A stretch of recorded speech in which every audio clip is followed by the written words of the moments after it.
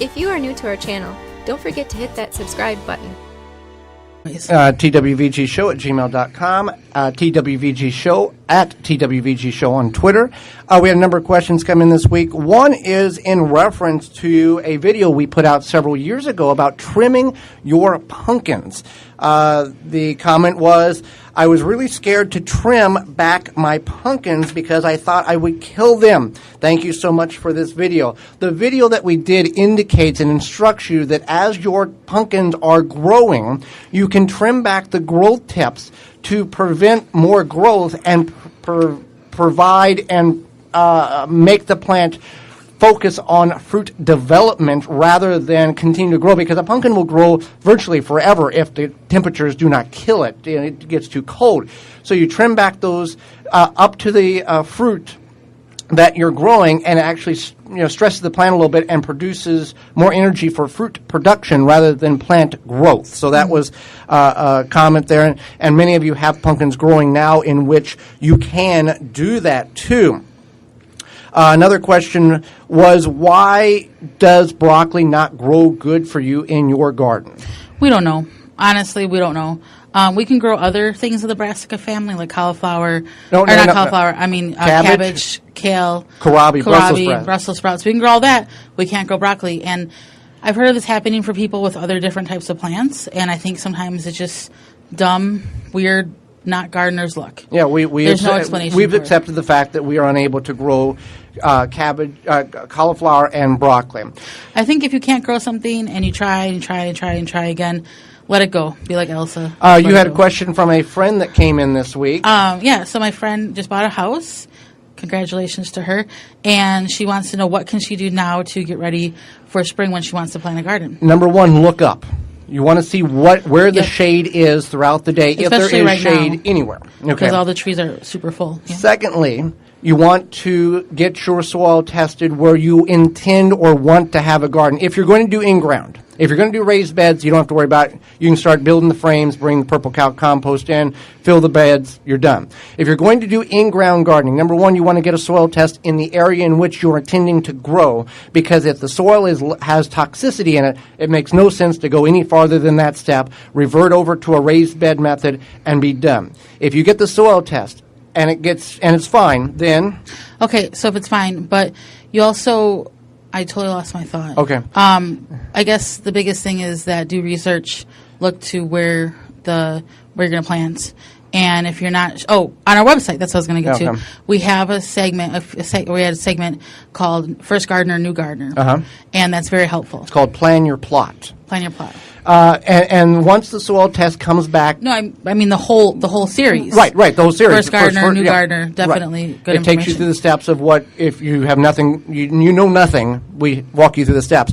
Real quickly, you take, once the soil test comes back clean, you want to take black plastic and cover the area in which you're going to grow next year. Solarize the area, which kills off the seeds and the plants and the weeds, and then in the spring next year you can remove that plastic. The soil is clean, and then you can begin revitalizing it with compost. You can till it up at that point because you've basically baked that soil, the seeds and all the grass, so you don't have a whole lot to deal with when it comes to weeding and removing the roots and all of that you would if you just went into a backyard right now and started digging. Right. We do have time for a few more questions here. Let's see. Mike emailed or messaged us through our Facebook page, the Wisconsin Vegetable Gardener, and he picked some tomatoes. And he said you should try to cut off the blight as much as possible on the bottom of the plants, correct? I don't have much foliage left on my tomatoes.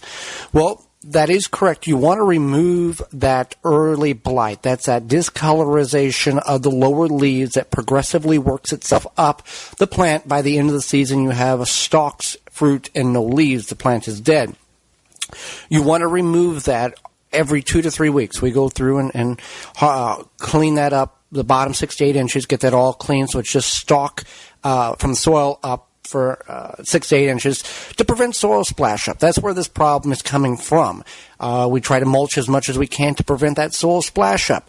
Now, what you want to be aware of, and the thing is, you don't, Mike indicated you want to cut all of that off. Yes, you do, but also you want to leave some of the plants foliage on there. Now, if you want to get rid of all that dead-looking yellow discolorization leaves, because that's not helping the plant at all. That's a diseased leaf. It's not going to recover. So you want to remove that.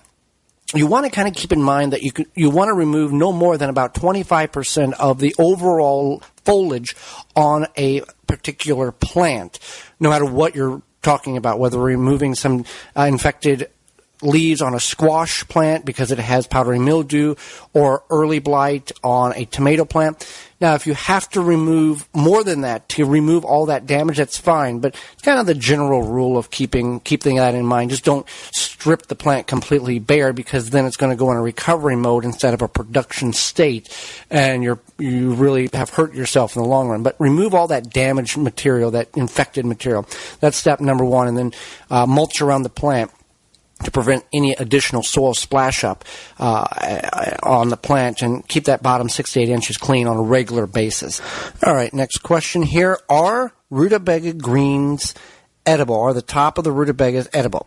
And the answer to that is yes, the tops of the rutabagas are edible. You may want to, if you're going to grow them for edible portion, not if you're working on the rutabaga greens instead of the bulb, you'll want to harvest them when they're young because they're going to be more tender. Now, if you're trying to grow for the bulb, we don't want to remove the top, because the top is what is needed to absorb the sunlight in order to develop the bulb. So keep that in mind. But if they're older, they're going to be very chewy, and they're not going to be very good. They're going to probably have insect damage as well. So keep that in mind. They are edible. Now, if you go to turnip greens, there are specific types of varieties of turnips that are grown for the green tops. They do not produce a bulb, but then there are varieties in which are developed or grown for the bulb and not for the top consumption. Keep that in mind if you're looking at wanting to grow greens. Look to see if there is a variety in which nature is designed it to grow just the greens and not the bulb in addition to that.